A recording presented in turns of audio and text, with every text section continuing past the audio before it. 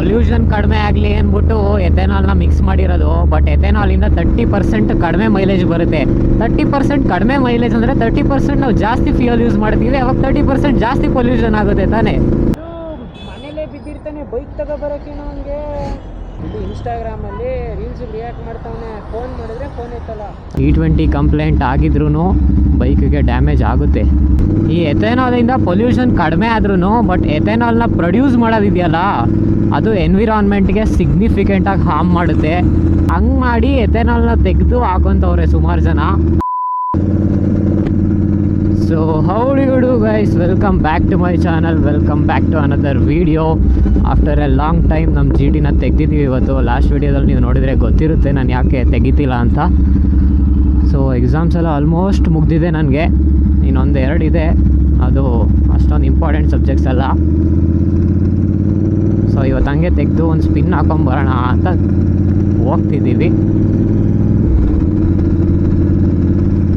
ಹಂಗೆ ಇವತ್ತು E20 ಇಂದ ಏನೇನು ಡ್ಯಾಮೇಜ್ ಆಗುತ್ತೆ ಅಂತಲೂ ನೋಡೋಣ ನಾವು ಬೈಕ್ಗಳಿಗೆ. E20 ಕಂಪ್ಲೇಂಟ್ ಆಗಿದ್ರೂ ಬೈಕ್ಗೆ ಡ್ಯಾಮೇಜ್ ಆಗುತ್ತೆ. ಸೊ ಅದ್ರ ಬಗ್ಗೆ ಮಾತಾಡೋಣ ಇವಾಗ ನಾವು.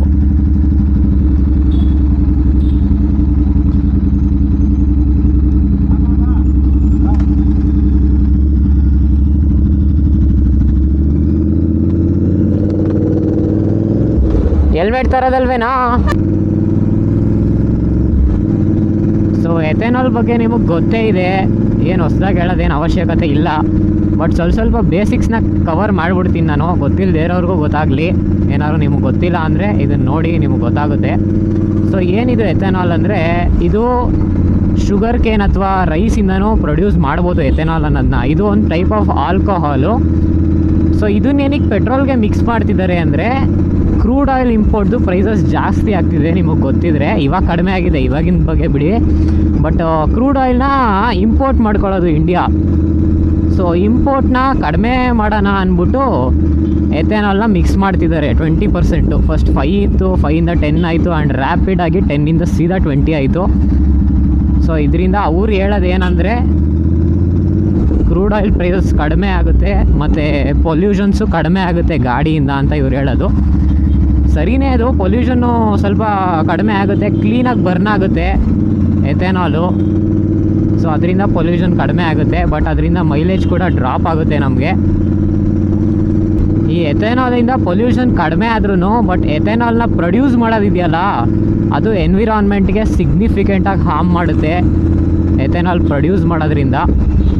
ಸೊ ನೀವು ನೋಡೇ ಇರ್ತೀರಾ, ನೀವು ಎಥೆನಾಲ್ ಬಗ್ಗೆ ಎಲ್ಲ ಯಾರ್ಯಾರು ಇದ್ರ ಬಗ್ಗೆ ಎಲ್ಲ ಟ್ರ್ಯಾಕ್ ಮಾಡ್ತಾರೆ ಅವ್ರಿಗೆ ಗೊತ್ತೇ ಇದೆ. ಒಬ್ಬರು ಜರ್ನಲಿಸ್ಟನ್ನ ಎಕ್ಸ್ಪೋಸ್ ಮಾಡಿದರು ಇಂಡಸ್ಟ್ರಿಯಿಂದ ಬರ್ತಾ ಇರೋ ಪೊಲ್ಯೂಷನ್ಸ್ ಬಗ್ಗೆ.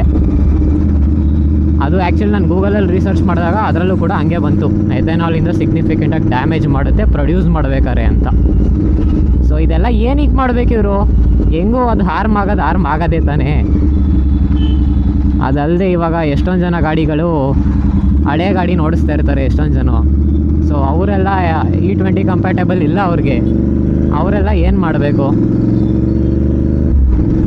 E20 ಕಂಪ್ಲೇಂಟ್ ಗಾಡಿ ಇದ್ರೂ ಕೂಡ ನಿಮಗೆ ಡ್ಯಾಮೇಜ್ ಮಾಡುತ್ತೆ. ಯಾವಾಗ ಅಂದರೆ ರನ್ನಿಂಗಲ್ಲಿದ್ದಾಗ ಡ್ಯಾಮೇಜ್ ಮಾಡಲ್ಲ. ಇವಾಗ ನಾನು ನಮ್ಮ GT ನಿಲ್ಲಿಸ್ಬಿಟ್ಟಿದೆ ನೋಡಿ, 18th ಇವತ್ತು 18th ನಾನು ನಿಲ್ಲಿಸ್ಬಿಟ್ಟಿದೆ. ಅಂದರೆ 18 days.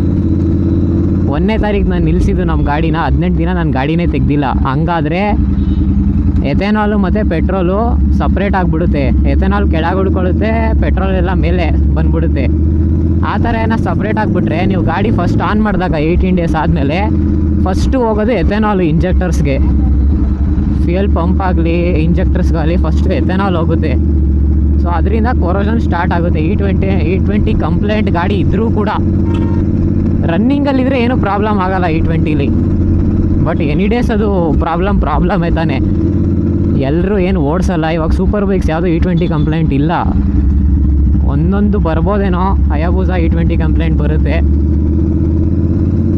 And major super bikes ಯಾವುದಾದ್ರು ಪರ್ಫಾರ್ಮೆನ್ಸ್ ಬೈಕ್ಸ್ ಇದೆ ಅದು ಯಾವುದು E20 ಕಂಪ್ಲೇಂಟ್ ಬರಲ್ಲ. E5 E10 maximum. ಅದೂ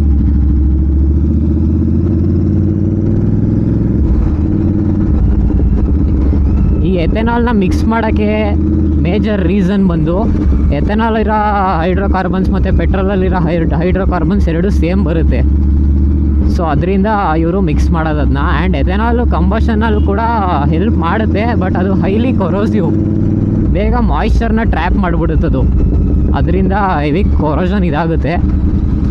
ಹಳೆ ಗಾಡಿಗಳಿಗೆ ನೀವೇನಾದ್ರು ಇಟ್ಟಿದ್ರೆ 2023ಗಿಂತ ಮುಂಚೆ ಯಾವ್ದಾದ್ರು ಗಾಡಿಗಳು ಇಟ್ಟಿದ್ರೆ ನೀವು, ಹೆಲ್ಮೆಟ್ ಹಾಕೊಂಡ್ಬರ್ತೀನಿ. ಏಕೆ ಕ್ಯಾಮ್ರಾ ಐತಲ್ಲ ಅಲ್ಲಿ, ಲೋ ಕ್ಯಾಮ್ರಾ ವರ್ಕ್ ಆಗಲ್ಲ ಕಣೋ, ಪಕ್ಕ ವರ್ಕ್ ಆಗಲ್ಲ.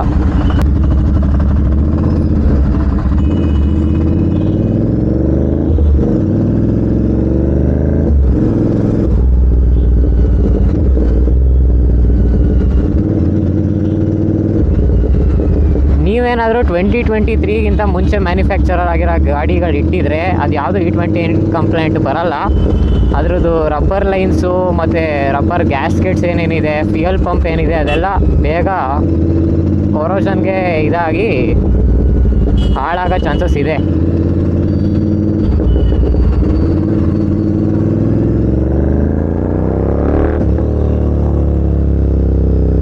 ಆಹಾ, ಒಳ್ಳೆ ಫುಲ್ಲು ಮಾತ್ರ. ಎಷ್ಟೊಂದು ದಿನ ಆದಮೇಲೆ ಕೇಳಿ ಖುಷಿ ಆಗ್ತಾ ಇದೆ ಸೌಂಡ.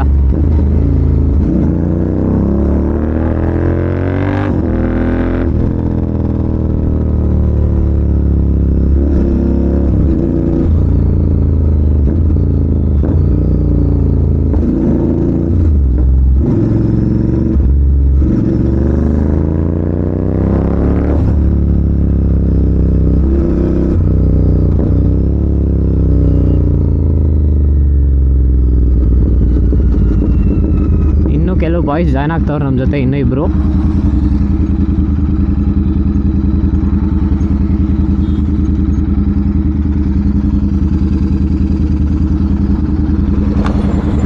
ಎಷ್ಟೊತ್ತಿಂದ ಕಾಯ್ತಿದ್ರಿ? ಎಷ್ಟೊತ್ತಿಂದ ಕಾಯ್ತಾ ಇದ್ದೀರಾ? ಹೌದಾ?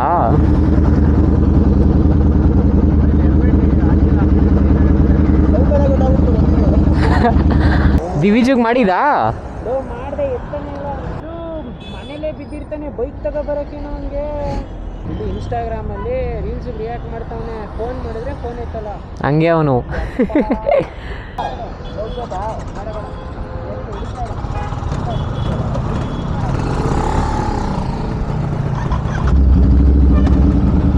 ಹೊಡೆದಾ?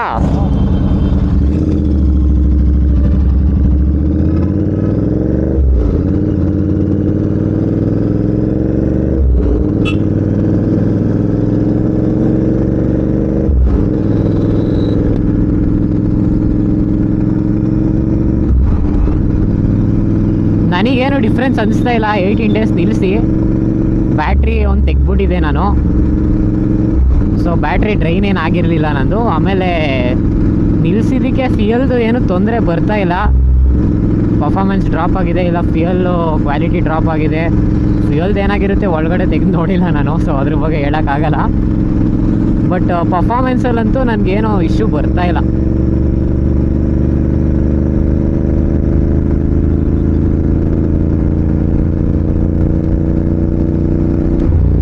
ನೀವು ಇನ್ನೊಂದು ಅಬ್ಸರ್ವ್ ಮಾಡ್ತಾ ಇರ್ಬೋದು, ಬ್ರೇಕ್ಸ್ನ ನಾನು ಬ್ರೆಂಬೋ ತೆಗೆದುಬಿಟ್ಟು ನಾರ್ಮಲ್ ಸ್ಟಾಕು ಇದಾಕಿದ್ದೀನಿ, ಮಾಸ್ಟರ್ ಸಿಲಿಂಡರು.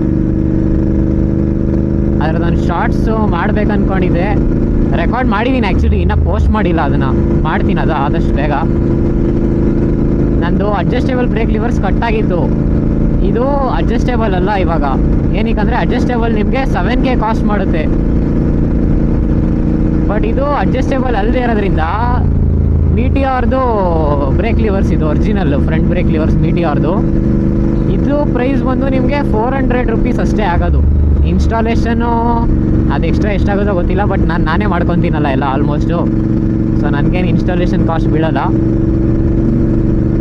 ಅದ್ರದ್ದು ಬರುತ್ತೆ ನಿಮಗೆ, ಶಾರ್ಟ್ಸು ಹಾಕ್ತೀನಿ ಆದಷ್ಟು ಬೇಗ.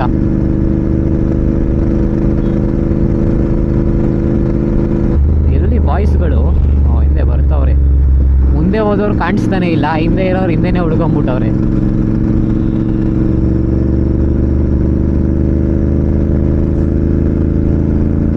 ಗ್ರೂಪ್ ರೈಡ್ಸ್ಗಳು ಮಾಡಬೇಕು ಗುರು ಇನ್ಮೇಲೆ, ಬ್ರೇಕ್ಫಾಸ್ಟ್ ರೈಡ್ಸು ಅದು ಇದು ಎಲ್ಲ. ನಮ್ಮ ಮಂಡ್ಯದಲ್ಲಿ ಪ್ರಾಪರ್ ಒಂದು ಬೈಕರ್ ಗ್ಯಾಂಗ್ ಅಂತ ಇಲ್ಲ. ಒಂದು ಗ್ಯಾಂಗ್ ಇದ್ರೂ ಅವರೆಲ್ಲ ಜಾಬಲ್ಲಿರೋರು, ಜಾಬ್ ಅದು ಇದು ಅಂತ ಬ್ಯುಸಿ ಆಗ್ಬಿಟ್ಟವ್ರೆ. ಇನ್ನು ನಮ್ಮ ಜೊತೆಗಿರೋ ಬಾಯ್ಸ್ಗಳ ಹತ್ರ ಗ್ರೂಪಲ್ಲಿ ಅವರೇ ಗಾಡಿ ಇಲ್ಲ, ಅಂದರೆ ಗಾಡಿ ಇದೆ ಬಟ್ ಈ ಸೆಗ್ಮೆಂಟಲ್ಲಿ ಯಾವುದೂ ಗಾಡಿ ಇಲ್ಲ. 100cc 200cc ಅಷ್ಟಿದೆ.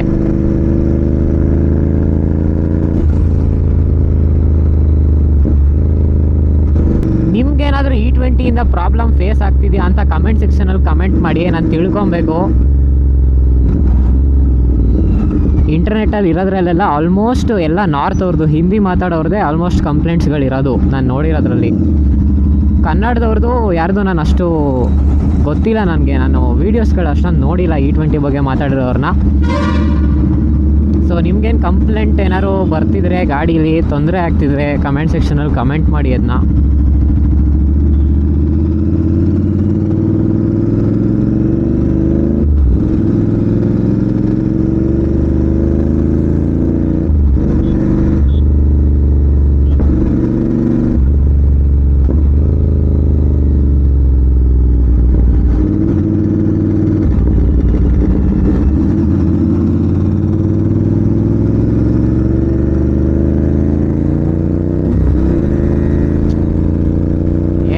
ನೋಡಿ RXದು ಸ್ಟಾಕ್ ಅದು ಇವಾಗ ಅವ್ರಿಗೆ ಗೊತ್ತಿರ್ಬೇಕು ನಿಮಗೆ.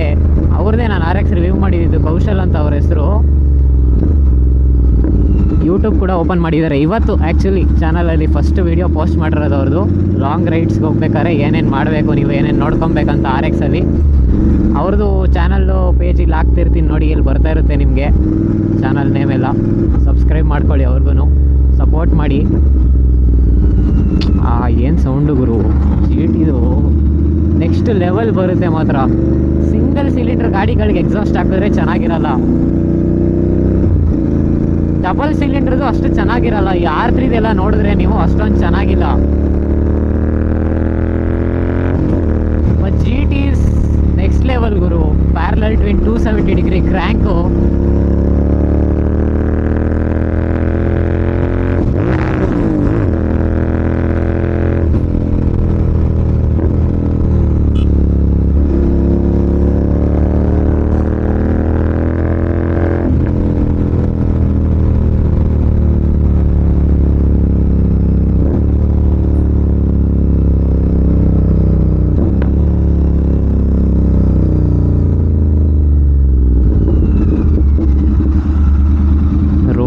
ಗುರು ಯಪ್ಪ. ಯಾವನಾರು ಸ್ಪೀಡಾಗಿ ಬಂದು ಗುಟ್ಟ ಅಂದರೆ ರಾತ್ರಿ ಹೊತ್ತು ಹೊಗೆನೆ, ಒಂದು ಇದೇ ಇಲ್ಲ ಇಂಡಿಕೇಶನು ಮುಂದ್ಗಡೆ ತೆಗ್ದಿದ್ದೀವಿ ಗುಂಡಿ ಅದು ಇದು ಅಂತ. ಇದೇ ಪ್ರಾಬ್ಲಮ್ ನಮ್ಮ ಇಂಡಿಯಾದಲ್ಲಿ. ಯಾವಾಗ ರೋಡ್ ತೆಗಿತಾರೆ, ಯಾವಾಗ ರೋಡ್ ಮಾಡ್ತಾರೆ ಏನೂ ಗೊತ್ತಾಗಲ್ಲ. ಮಾಡಿರೋ ರೋಡ್ನು ತೆಗ್ದುಬಿಡ್ತಾರಲ್ಲ ತಿರ್ಗಾ. ಈ ಎಥೆನಾಲ್ನ ಎಷ್ಟೊಂದು ಜನ ಮನೇಲೇ ಸಪ್ರೇಟ್ ಮಾಡಿಬಿಡ್ತವ್ರೆ ಪೆಟ್ರೋಲಿಂದ. ಸ್ವಲ್ಪ ನೀರನ್ನ ಮಿಕ್ಸ್ ಮಾಡಿ ಪೆಟ್ರೋಲ್ಗೆ, ಯಾಕೆಂದರೆ ಪೆಟ್ರೋಲ್ ನೀರು ಜೊತೆ ಮಿಕ್ಸ್ ಆಗಲ್ಲ ಕಂಪ್ಲೀಟಾಗಿ. ಪೆಟ್ರೋಲ್ಗೆ ಸಪ್ರೇಟ್ ಲೇಯರು, ನೀರು ಸಪ್ರೇಟ್ ಲೇಯರ್ ಬಂದ್ಬಿಡುತ್ತೆ. ಬಟ್ ಎಥೆನಾಲ್ ಹಂಗಲ್ಲ. ಎಥೆನಾಲ್ಗೆ ನೀರು ಮಿಕ್ಸ್ ಮಾಡಿದ್ರೆ ಎರಡು ಮಿಕ್ಸ್ ಆಗುತ್ತೆ.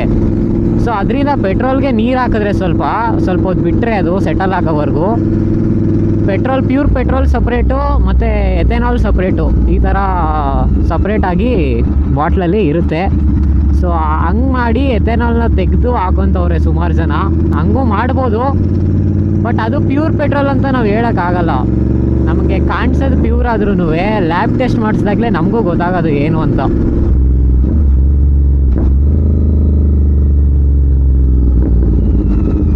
ಪೊಲ್ಯೂಷನ್ ಕಡಿಮೆ ಆಗಲಿ ಅಂದ್ಬಿಟ್ಟು ಎಥೆನಾಲ್ನ ಮಿಕ್ಸ್ ಮಾಡಿರೋದು. ಬಟ್ ಎಥೆನಾಲಿಂದ 30% ಕಡಿಮೆ ಮೈಲೇಜ್ ಬರುತ್ತೆ.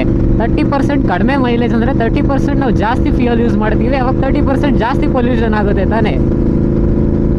ಅದು ಹೆಂಗೆ ಕಡಿಮೆ ಆಗ್ತಾ ಇದೆ ಪೊಲ್ಯೂಷನ್ ಅಂತ ನನಗೆ ಗೊತ್ತಾಗ್ತಾ ಇಲ್ಲ.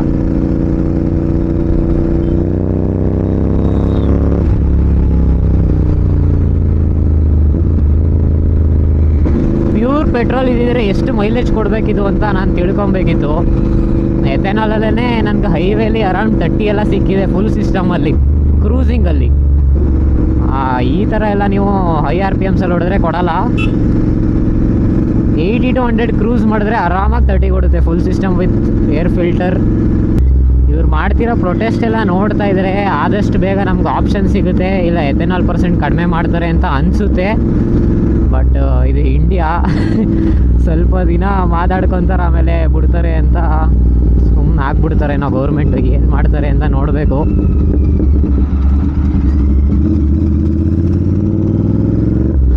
ಆದಷ್ಟು ಬೇಗ ಆಪ್ಷನ್ಸ್ಗಳು ಬಂದರೆ ಸಾಕು ಗುರು. ಈ ಥರ ಎಲ್ಲ ಫ್ಯೂಯಲ್ ಬಂದರೆ ಇನ್ನೇನು ನಾವು ಮುಂದಕ್ಕೆ ಇನ್ಯಾವ ಸೂಪರ್ ಬೈಕ್ ತಗೊಳ್ಳೋಕೆ ಯೋಚನೆ ಮಾಡಬಾರ್ದು. ಮೊದಲೇ ಓಡ್ಸೋಕೆ ರೋಡ್ ಇಲ್ಲ, ಇವಾಗ ಫ್ಯೂಯಲು ಇಲ್ಲದೆ ಇರೋಂಗೆ ಆಗ್ಬಿಟ್ಟೈತೆ.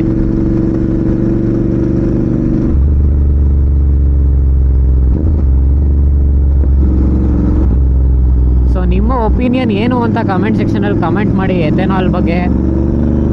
ಸಿಗೋಣ ಮತ್ತೆ ಯಾವ್ದಾದ್ರು ಹೊಸ ಟಾಪಿಕ್ ಜೊತೆ.